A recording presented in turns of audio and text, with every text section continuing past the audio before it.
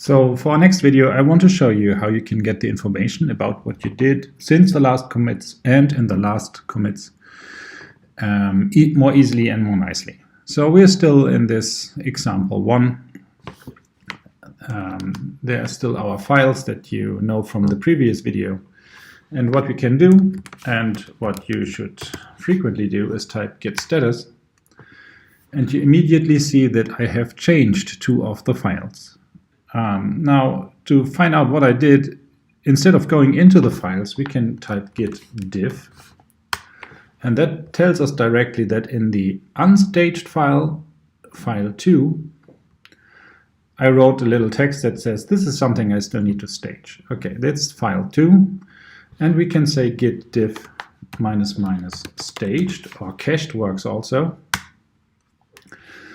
It tells us that in file 1, I wrote a little text that says, this is something I staged already. And if you forgot how to stage, this is what git add actually does. So far, so good. So another thing that you've already seen is git log. That tells you what the last commits were all about. So of course, this list gets longer and longer the more you're working on your project. Now, this is just for an example. Since the last 2 hours or so, I have already 5 commits and it starts getting lengthy. So what you can do is you can modify this git log by saying more precisely what you want. If you say -2, it only gives you the last 2 logs, or last 2 commits. You can say -p, which I think is especially helpful. You get more output, but it gives you a combined output of git log and git diff at that point. So what is actually has happened in this commit. Really nice. Another thing you can do is git log -- stat. That tells you what happened to the file nodes. Was a file created? Was it modified, added, removed, whatever? It does not say exactly what has been going on, but sometimes that is enough to know. You can do really fancy stuff. You can say -- pretty equals 1 line, and -- graph. That gives you a short list of the hashes, then the commit message, and if you have several branches, you can see here in the beginning how these branches branch off each other or merge together.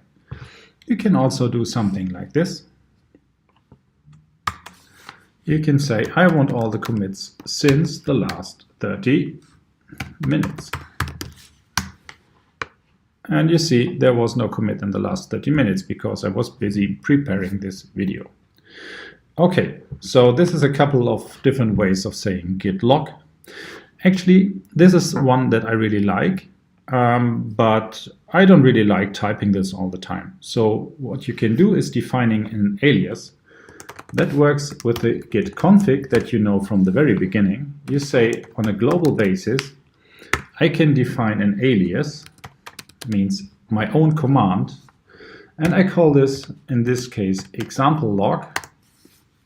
And what is this about, supposed to be? It's supposed to be log -- 1 line.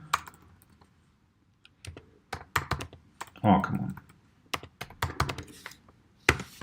-- decorate -- graph. Now I have this alias defined, and now I can use it. I can say git xlog, and there we go. So I don't need to remember this long line every time.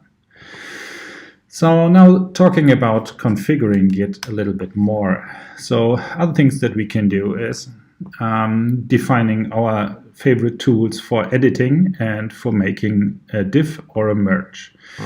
That's not something that everybody needs. So me personally, I like Vim and all the derived tools a lot. And if I'm on a server that gives me, let's say, gedit as an editor to write a commit message, I'm freaking out. I don't like it at all. So what I can do is git config. And on a global level, I want to set an editor, and I want my editor to be Vim. Okay, I can do the same again to set a div tool. What a div tool is, I will show you in a second. And again, I want something Vim related.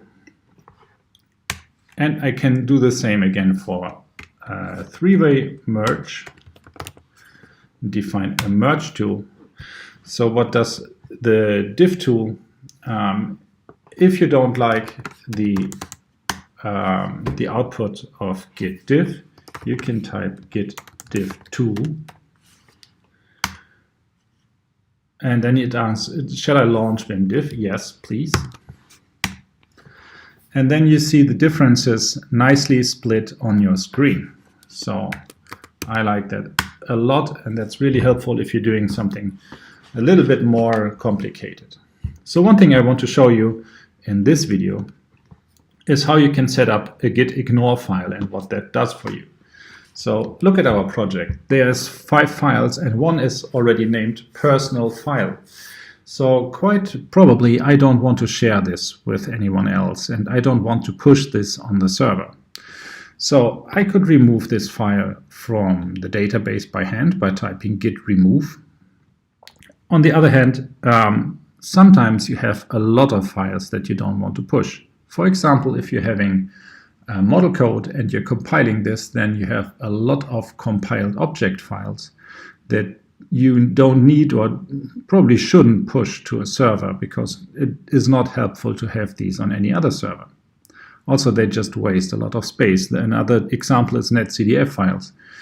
There might be cases where it makes sense to push these, but in general, you should not push any data to a GitLab server.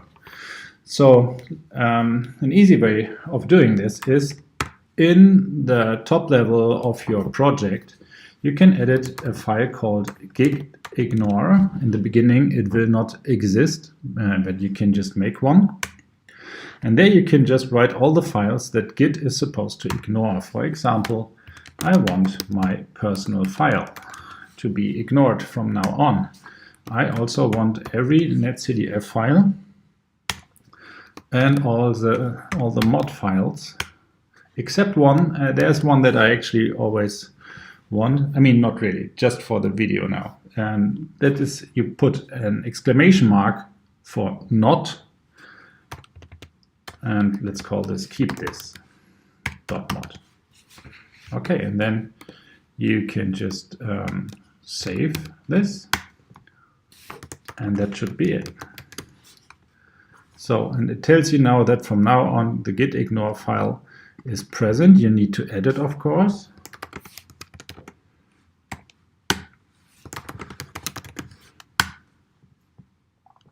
And there you go, you can push it, and from now on it will ignore every netcdf file, every mod file, and the personal file.